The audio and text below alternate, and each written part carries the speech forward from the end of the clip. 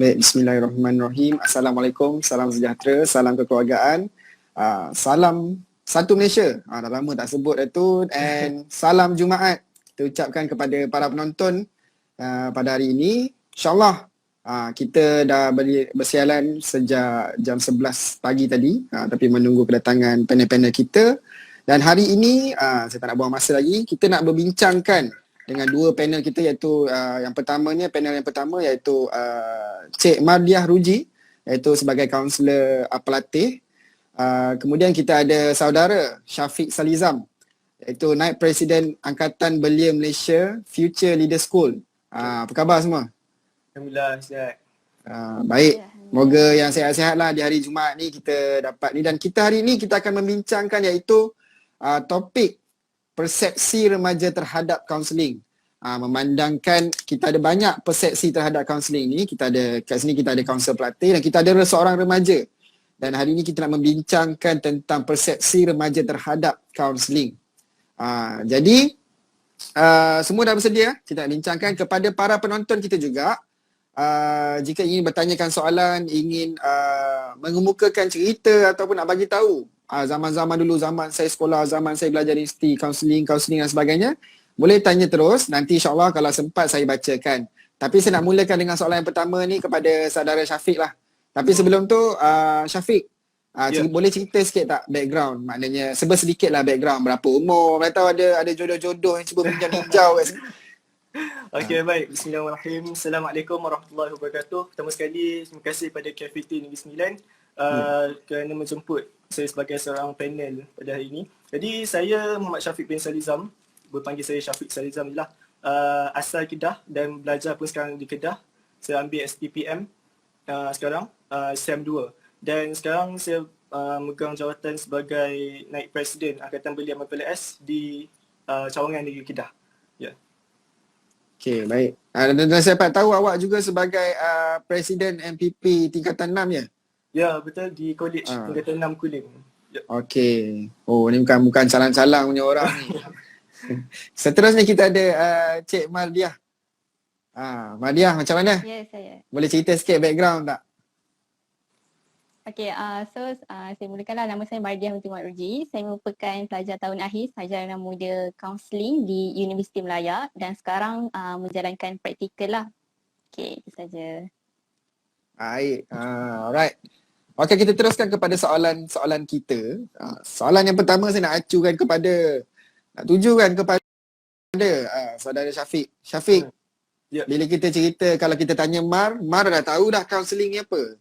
Nak tanya Syafiq, kaunseling ni apa sebenarnya? Yang ikut yang apa yang Syafiq faham lah. Kaunseling ni apa sebenarnya?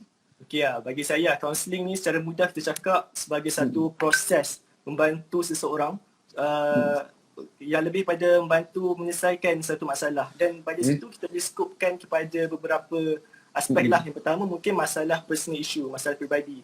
Contohnya berkaitan dengan kesihatan mental. Kita selalunya remaja ni mudah terdedah dengan anxiety attack, panic attack dan sebagainya, ataupun daripada konteks pelajar selalunya masalah ni berkaitan dengan tekanan belajar, stres dan sebagainya, ataupun boleh juga berkaitan dengan masalah orang sekeliling. Contohnya masalah keluarga, broken family contohnya, dia sebenarnya itu masalah orang lain tapi secara langsung dia melibatkan mangsa itu sendiri. Jadi penyelesaian bagi masalah-masalah ini saya boleh katakan sebagai satu bentuk kaunseling, iaitu membantu seseorang yang punya masalah. Baik. Sikit, dia bukannya datang daripada kaunselor yang tahu dia semata-mata. Dia semua boleh je daripada kawan-kawan, orang sekeliling, keluarga dan sebagainya. Mungkin itu lebih kepada nasihat lah. Tapi kaunseling mungkin nasihat yang lebih orang kata profesional, formal dan punya intent itu. Baik, dari segi pemahaman Syafiq mengatakan kaunselor itu boleh memberikan kita jalan penyelesaian. Maknanya boleh memberi jawapan sekiranya kita mempunyai buntu. Itu bukan jawapan Google No. No. It was your perception lah. It's your perception sendiri. Persepsi anda sendiri. Baik, kita nak tanya yang betul-betul mahir lah. Kita katakan Mardiah, macam mana kalau kita katakan Syafiq kata tadi sebenarnya kaunselor ni dapat menyelesaikan masalah kita ataupun memberi kita nasihat. Betul ke kaunselor ni bagi kita nasihat? Okay, so apa yang Syafiq cakap tadi tu ada betulnya sikit lah, tapi ada Correct. yang perkara yang kita perlu betulkan juga. So basically counselling ni adalah merupakan satu proses membantu ataupun kita boleh kata proses dua hala antara kaunselor dan juga klien. Okay, disebabkan kita kata dia proses dua hala, so kaunselor tidak menyelesaikan masalah klien. Kita akan membantu klien untuk mencari penyelesaian. So basically keyword dia adalah kaunselor tak akan betul-betul selesaikan masalah klien, tapi kita akan bersama-sama dengan klien membincangkan dalam sesi tersebut apa langkah yang klien boleh buat untuk selesaikan isu dia. Okay, so jelas tak kat situ? Jelas. Jelas Syafiq Jelas. So adakah kalau kita katakan kebiasaannya lah antara perkhidmatan yang kaunseling tawarkan dan apanya yang dijalankan kepada remaja? Apa perkhidmatan dia tu? So antaranya kalau basically dalam kaunseling ni ada kaunseling individu, kaunseling kelompok, kaunseling keluarga dan kaunseling pasangan. Tu dikira basic lah kan. Tapi kalau macam untuk remaja, basically diorang akan join kaunseling individu ataupun kaunseling kelompok. Mungkin ada juga yang join kaunseling keluarga tapi dengan contoh macam mak ayah yang suruh. Dia ada masalah keluarga ataupun dia sendiri nak datang. So macam itulah. Okey, baik. Kalau kita tahu memang kalau kita ni bukan senang nak cerita tentang diri kita kepada orang lain kecuali yang betul-betul kita percaya, betul tak? Kita katakan pada diri kita sendirilah. So Syafiq pernah tak ada rasa-rasa nak pergi jumpa kaunselor? Aku ada masalah lah. Aduh, stres lah belajar nak pergi jumpa kaunselor lah. Pernah tak terfikir macam tu? Benar, sebab saya terlibat daripada dalam kaunseling ni pada sekolah rendah. Tapi bila sekolah rendah tu kita more kepada aktiviti lah. Tapi bila masuk sekolah menengah kita dah mula rasa ada masalah macam tu kan. Dan saya pernah ada jumpa kaunselor untuk cerita masalah. Contohnya masalah berkaitan dengan study saya kan. Dan benda tu jadi macam benda yang tak asing lah bagi saya. Untuk jumpa kaunselor, menyelesaikan masalah. Okey, baik. Saya ada satu soalan. Saya nak dengar jawapan daripada Ma dan juga Syafiq sendiri. Sebab ini apa yang kita hadapi lah. Saya tak tahu lah kita hadapi ke tak. Tapi zaman saya sekolah, saya ada satu persepsi yang mengatakan it's very hard to trust the counselor. Maknanya sangat susah untuk percaya kaunselor tu sebab bila kita ceritakan kat dia duk canang cerita kat cikgu lain. Betul ke ni? Betul ke? Kita tak nak persepsi macam ni terus menular dan terus sehingga zaman ini masih memikirkan ataupun mengatakan bahawa akan dicanang-canang cerita yang kita ceritakan kepada kaunselor tersebut. Ma boleh menjawab tak persoalan ni? Okay, so nak saya jawab dululah. Boleh. Okay. So saya setuju dengan akhirnya penyataan Afiq tadi tahu. Memang kalau macam sebelum ni saya jalankan sesi, saya akan tanya dulu apa persepsi mereka. And then mostly kepada mereka, diorang tak nak join sesi disebabkan pengalaman diorang semasa di sekolah. Sebab betul. Kalau cerita kat kaunselor sekolah, tiba-tiba cikgu lain tahu. Sedangkan kaunseling ni adalah profession. Kiranya macam benda ni adalah satu mentaliti ataupun satu faktor juga yang boleh kita katakan penyebab kenapa remaja tak nak datang ke kaunseling. So, saya nak betulkan sini, mungkin ada terdapat di antara beberapa sekolah, mungkin kaunselor sekolah tersebut merupakan bukan kaunselor yang berdaftar. Sebab sekiranya mereka kaunselor berdaftar, diorang dah tahu, diorang ada etika kerasian, tak boleh mendedahkan cerita klien ataupun maklumat peribadi klien. So di situ kita ada konsep kerahsiaan dalam sesi tersebut. Sama lah macam kalau kita pergi klinik, tak senang-senang dapatkan maklumat patient, betul? So macam tu juga dengan kaunselor. So dia depends on kaunselor tersebut. Kalau kaunselor tu adalah kaunselor berdaftar, so dia sepatutnya tahu apa etika yang perlu pegang. So antaranya adalah etika kerahsiaan. So basically macam saya nak terangkanlah pada Syafiq ataupun Afiq lah kan. Kalau pergi kepada kaunselor yang lebih profession, contoh macam di U yang memang kaunselor berdaftar, so insyaAllah saya boleh jamin kerahsiaan akan terjagalah sebab mereka tertakluk kepada etika. Itu sajalah. Baik. Maknanya kalau kita katakan, yelah kita boleh katakan yang dulu it's very hard to find a counsellor. Maknanya zaman ketika sekolah tu, dekat sekolah tu counsellor susah jumpa, dan waktu tu belum saya rasa zaman saya lah, saya dah tua sebenarnya. So zaman saya sekolah tu saya rasa kaunselor tak ramai dan tak ramai. So cikgu terpaksa jadi kaunselor, terpaksa menasihat dan sebagainya. Jadi mereka tidak mengambil ataupun pasal etika dan sebagainya. Saya rasa lah itu pendapat saya. Jadi pendapat Syafiq macam mana? Zaman-zaman main kantor-kantor ikan, cerita-cerita kita macam mana? Macam Abang Afiq dengan Kak Mar cerita tu zaman dulu, saya rasa tak ada beza pun dengan zaman sekarang, sebab benda tu still revolve masalah yang sama. Even persepsi tu masih wujud di zaman Syafiq sendiri. Yes. Macam kita tengok baru ni ada yang trending dekat Twitter yang dia cakap pasal dia bagi tahu masalah dekat kaunselor dia, lepas tu kaunselor dia bawa cerita dekat cikgu, dan bila tengok retweet bawah tu ramai yang bersetuju lah dengan benda tu.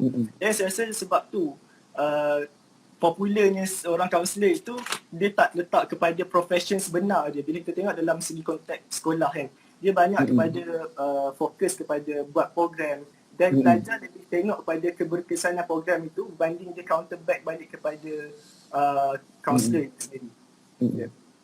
Baik. Kalau kita tengok penjelasan Syafiq tadi agak jelas dan juga Mar. Tapi kita tengok soalan, bukan soalan lah, daripada Fadlin Farabi. Dia mengatakan indeed sebab kalau kaunselor langgar etika ataupun ethics akan dikenakan tindakan. Tapi saya nak tanya soalan kepada Mar. Adakah tindakan yang dikenakan kepada kaunselor itu cukup memedai, sedangkan maruah mungkin tercela kepada remaja ataupun mahasiswa itu sendiri? Macam mana, Mar? Adakah kita kenakan tindakan itu sudah memadai? Saya tak boleh nak macam mana nak cakap benda tu memadai ataupun tidak, tapi at least apabila kaunselor tersebut dikenakan tindakan ialah dia macam padanlah dengan tingkah laku dia sendiri. Kenapa dia nak mencemarkan nama baik klien dia sedangkan dia sendiri adalah seorang profesional. So bagi saya nak kata macam mana nak kata benda tu setara tidak dengan maruah mereka, so kita macam tak tahu lah cakap macam mana kan. Tapi at least kaunselor tu memang patut dikenakan tindakan sekiranya dia menceritakan masalah klien ataupun mendedahkan personal information klien dia lah. Betul. Macam ada daripada Chair Soleha juga mengatakan sesi counselling adalah private dan confidential. Maknanya memang apa?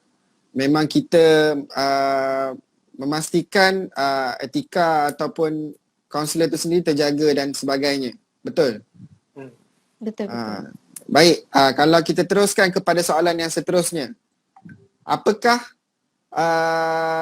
kebiasaannya isu yang dibawa oleh remaja ke dalam sesi kaunseling itu sendiri? Okay, so berdasarkan pengalaman saya menjalankan sesi lah kan.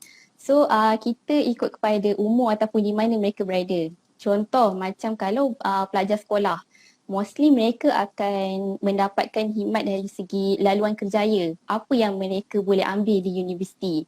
Macam itulah.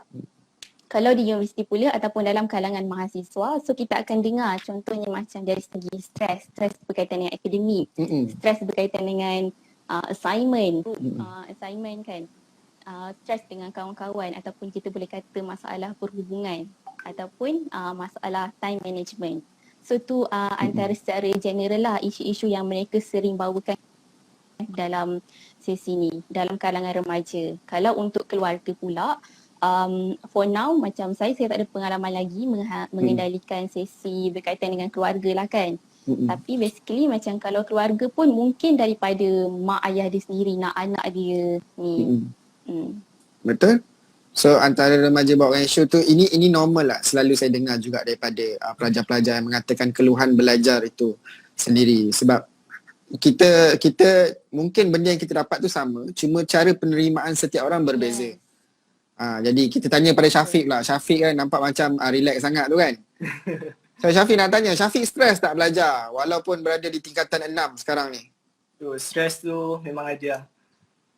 Tapi bila saya bersyukur juga sebab kaunselor di college saya, dia selalu buat kan bila kita ada dalam pandemik ni, lepas bila kita dah nak start balik sekolah lepas online class tu, setiap kali pada tahun lepas dan tahun ni pun kaunselor akan buat satu session Google Meet untuk boost up balik para student, untuk bagi motivasi, untuk set balik mind kita untuk belajar. Yeah. Baik, kita ada komen daripada Muhammad Zamani mengatakan kaunselor sangat penting kat sekolah sekarang ni. Siapa yang boleh bantu pelajar time pandemik sekarang ni? Laluan kerjaya pelajar untuk masa depan. Jadi bersetuju tak dengan statement tu? Kalau saya sangat setujulah. Macam mana Mal? Bersetuju tak? Kaunselor sangat penting untuk untuk masa pandemik sekarang ni. Ya, kalau ikut saya, memang kaunselor sangat diperlukan masa pandemik sekarang ni, lebih-lebih kepada pelajar sebab mereka sekarang PGPR kan, ataupun kita boleh kata online class.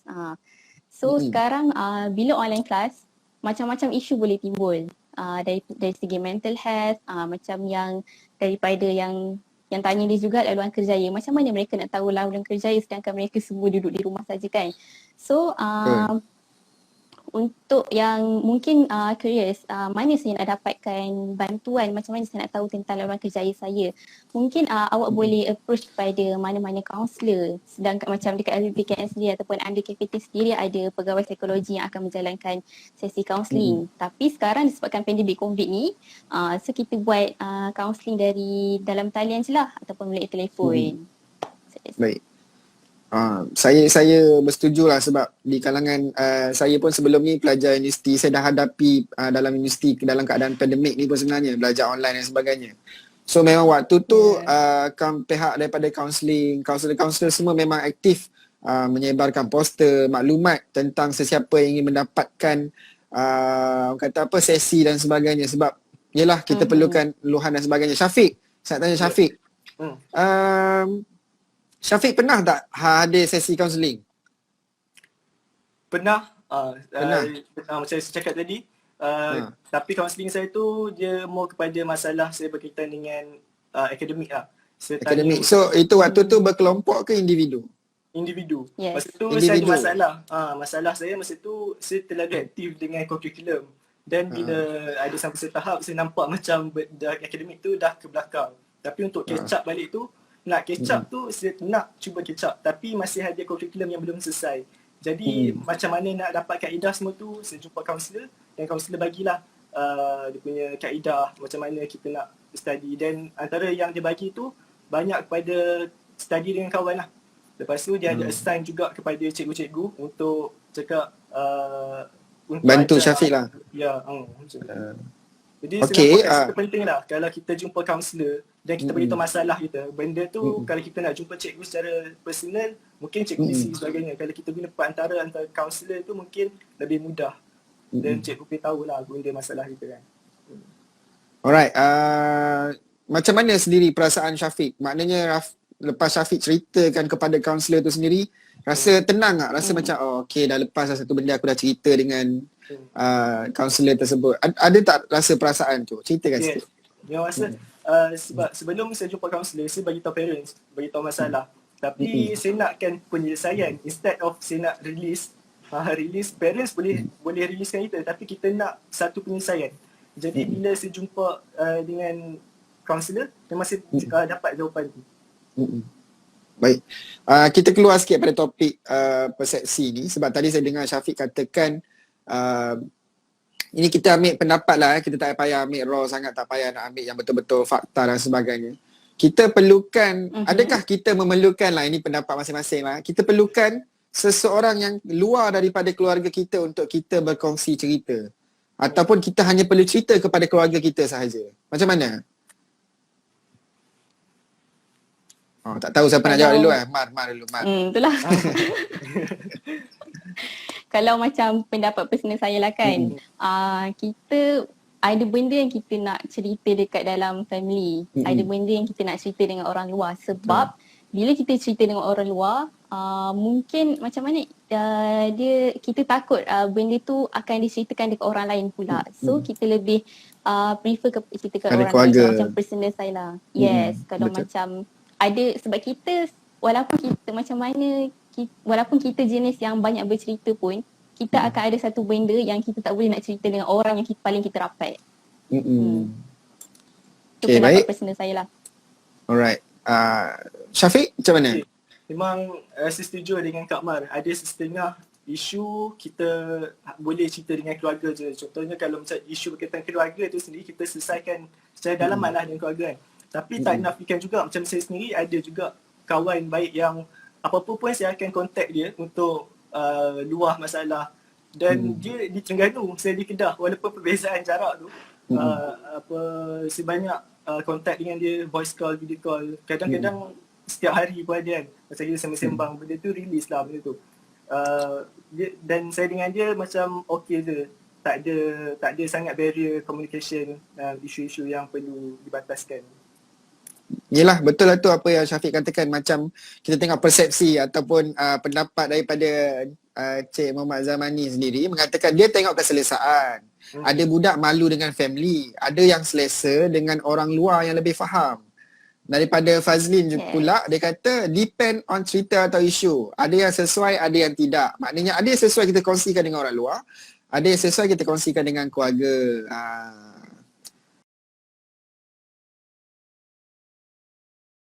Okey, kita ada soalan. Soalan dia berbunyi, adakah sesi kaunseling sesuai untuk yang ada masalah sahaja? Ada yang ada masalah saja ke, Mar? Macam mana? Okay, so itu merupakan satu, kita boleh kata persepsi orang lain ataupun mentaliti orang masyarakat sekarang lah terhadap kaunseling. Okay, orang yang bermasalah je yang pergi kaunseling ni ataupun orang yang ada masalah berkaitan dengan mental sahaja yang pergi dekat kaunseling ni. Okay, di sini kita nak, memang ada orang yang pergi sebab bermasalah sahaja, tapi ada juga orang yang macam dia tak adalah orang kata tak ada masalah kan, sebab tak ada manusia pun yang tak ada masalah dalam dunia ni kan. Betul. So dia macam mana, ada orang yang pergi sebab ni dah dapatkan pandangan ataupun pendapat, walaupun kaunselor tak boleh bagi pendapat ataupun pandangan. So dia macam kita boleh bincangkan apa yang dia nak. Yes, borak-borak. So dia boleh share apa yang dia boleh buat. Sebab ada juga orang yang dia terlalu gembira. Gembira dia pun tak datang boleh. kaunseling, dia terlalu gembira.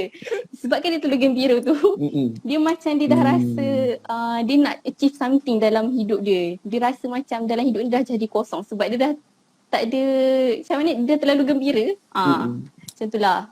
Oh, jadi dia tak semestinya ada masalah yang perlu pergi kaunselor dan sebagainya. Yep. Mungkin saya ada isu lah nak tanya kepada Kak Mar berkaitan ni juga. Macam pastikan isu tu jangan besar sangat Oh tak.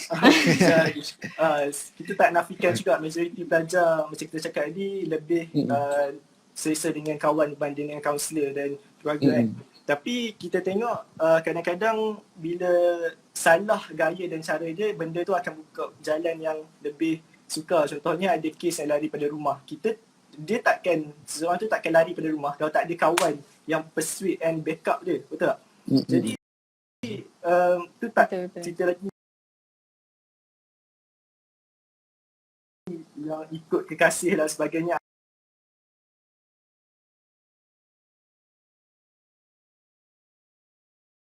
Akhirnya akan timbul isu rogol.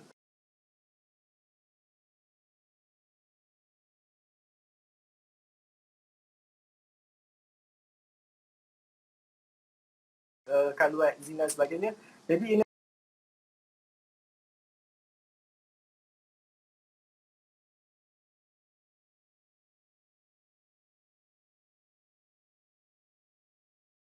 rentetan yang bermula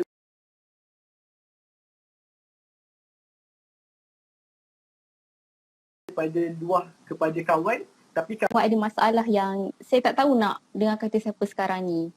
Kiranya dia jenis yang undecisive lah. So pergilah kat kaunselor, sebab kaunselor biasanya tak akan dijalankan dengan orang yang kita kenal tau. Inilah masalahnya, sebab bila kita jalankan dengan orang kita kenal, kita tend kepada bias. Kita tend untuk macam ikut kepada emotion daripada rational. So bila dengan kaunselor, kaunselor mahu tu membincangkan, so apa rational tindakan awak sekarang ni? Kenapa awak lakukan ini? Apa benefitnya awak lakukan ini? So macam itulah. So mungkin kalau dengan family pula, Mungkin ada family yang akan bertindak rasional seperti berbincang terlebih dahulu. So dia depends on dia. Kalau dia rasa family pun macam kurang membantu, so mungkin boleh approach kepada kaunselor untuk membincangkan apa tindakan dia. Like that. Menjawab tak? Okay, baik. Ya, menjawab. Menjawab. Okay, tak tiba. Betul lah tu. Saya setuju, sangat setuju dengan apa yang Mar katakan tadi. Maknanya kita kena kita sendirilah bandingkan diri kita tu sebab kita kena zaman sekolah kita ingatkan jadi yang baik-baik, jumpa ke orang yang baik-baik supaya kita tergolong dengan yang baik-baik sahaja. InsyaAllah kita doakan semua. Kita tak kata orang lain jahat. Cuma kita kena tahu mana saluran yang betul dan sebagainya supaya kita tak buat tindakan yang luar kawalan ataupun membuat tindakan yang lebih lebih merosakkan diri kita sendiri pada masa akan datang. Sebab people change, we didn't know. The time is changed also the people. Tiba. Yes.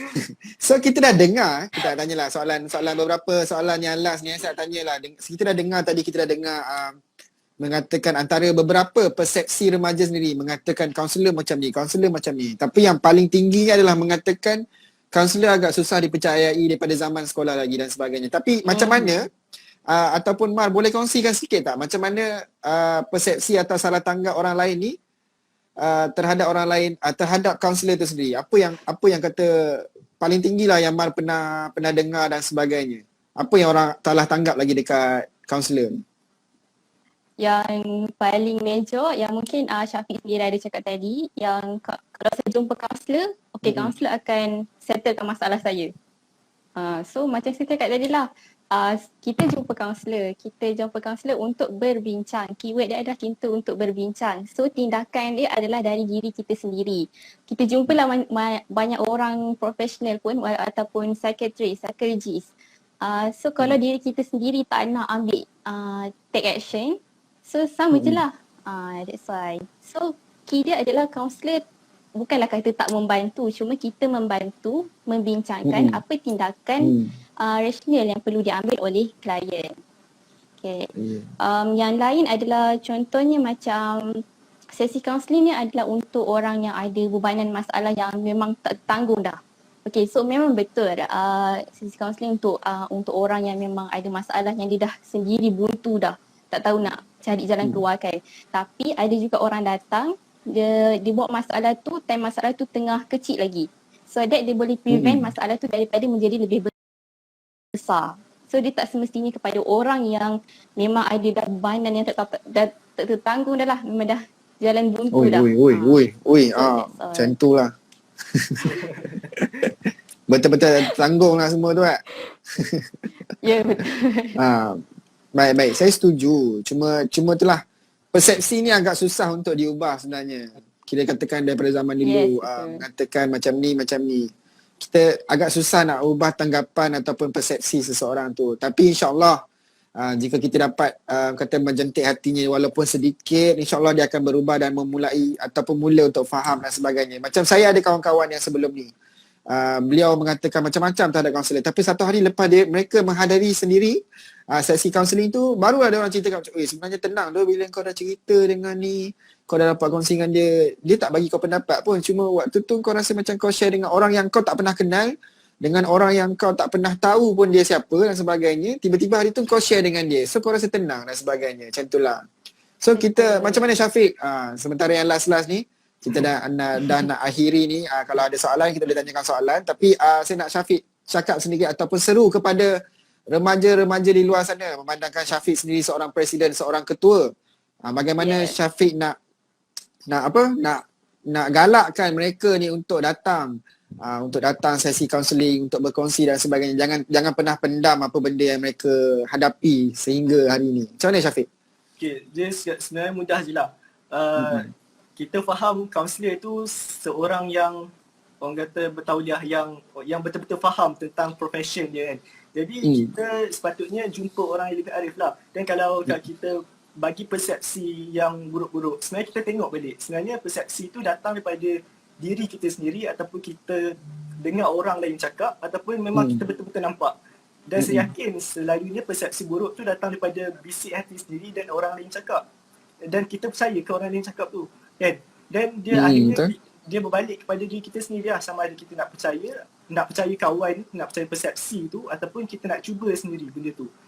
Kita balik pada kita sendiri. Tapi nasihat saya, instead of kawan boleh jadi a good listener, tapi dalam konteks kita nak dapat satu penyelesaian, especially masalah yang agak sensitif, agak berat, better kita jumpa kaunselor lah, sebab dia orang ada teknik-teknik yang dia orang pun dah belajar semua tu. Betul. Diorang bukan suka-suka bercakap apa yang diorang faham, betul tak? Yes, betul. Lainlah saya, kalau diorang jumpa saya cakap alah bro, benda simple je. So saya setuju dengan Fadlin Farabi mengatakan, dia kata problem yang selalu dekat sekolah ni, student assume counselling ni untuk yang bermasalah je. Inilah yang saya nak sebut tadi tapi saya lupa. Saya nak katakan yang pergi counselling ni adalah pelajar ataupun remaja yang bermasalah sahaja. So diorang takut nak pergi bilik counselling tu sebab takut kawan-kawan dia fikir yang dia ni bermasalah. Bila dia keluar daripada bilik counselling, dia kata, kau apa benda tu? Kau kenapa dong? Kau buat salah apa dong? Kau pukul cikgu dan sebagainya. So macam mana Mar? Diakhiri kita punya ni. So macam yang kita cakap tadi, kaunselor dekat sekolah bukan sahaja untuk masalah disiplin. Biasanya disiplin lah kan kalau kat sekolah. Tapi ada juga yang datang jumpa kaunselor sebab kerjaya. Sebab dia nak tahu apa yang dia nak ambil lepas ni, apa yang sesuai dengan diri dia. Selain daripada tu, mungkin dia nak bercerita dengan kaunselor dia ataupun dia ada trust dengan kaunselor dia. Sebab ada je daripada kalangan kawan-kawan saya yang dia ambil kaunseling ni disebabkan guru kaunselor dia. Dia rapat dengan kaunselor dia kat sekolah. So macam dia rasa macam terinspirasi daripada kaunselor dia sendiri. So macam itulah. So dia betul lah, kita yang wujudkan mentaliti tu sendiri. Kalau kita tak cuba, Syafiq kata tadi, kalau kita tak cuba, kita takkan tahu.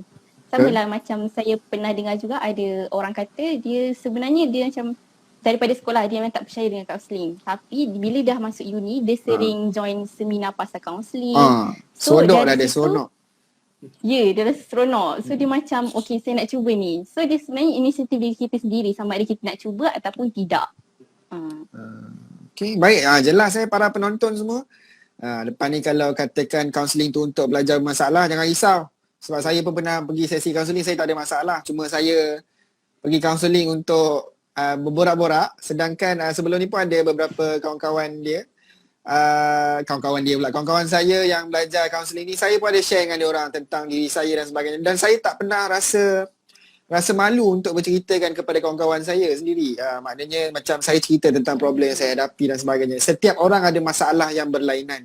Jangan kata diri tu tak ada masalah lah. Bila dah kata diri anda tak ada masalah, anda tengah high tu.